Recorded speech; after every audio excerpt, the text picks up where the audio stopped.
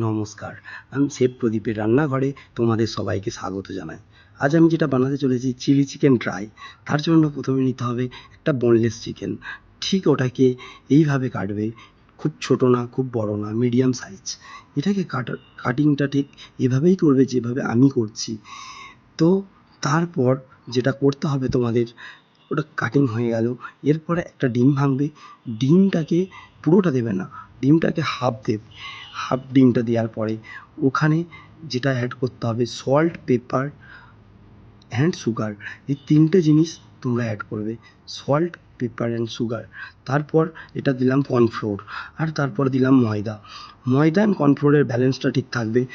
ময়দা দেবে 1 চামচ, কর্নফ্লোর দেবে 2 চামচ। কর্নফ্লোরটা সবসময় যেন বেশি থাকে। তো এইখানে তোমাদের কি হবে, চিকেনটা তখন পেপসিনেসটা একটু বেশি হবে।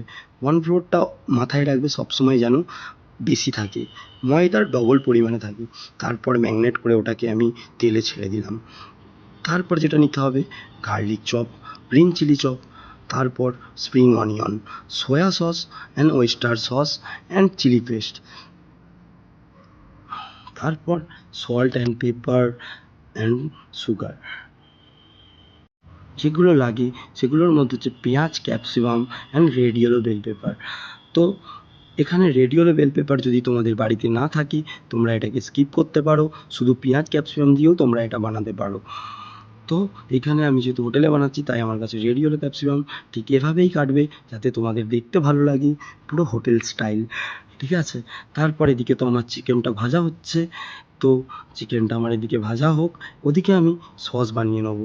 তার জন্য আমি একটা ফ্রাই প্যান নিয়েছি, ওটাকে হালকা গরম হতেই আমি দিলাম একটুখানি অয়েলটা দেওয়ার পরে যেগুলো আমি কেটে রেখেছিলাম ক্যাপসিকাম অ্যান্ড পেঁয়াজ, বেল পেপার, এই তিনটে জিনিসকে আমি একটুখানি ভেজে নেবো।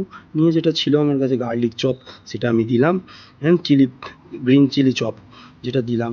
গ্রিন চিলি চপ অ্যান্ড গার্লিকটা দিয়ে একটু ভেজে নিতে হবে। তো এটা ঠিক ব্রাউন কালার হয়ে আসলে তারপর তুমি দেবে এতে একটুখানি জল, যেটা একটুখানি জল দেবে যাতে এই জলটা দিলে আমার ক্যাপসিকামটা একটু সেদ্ধ হবে।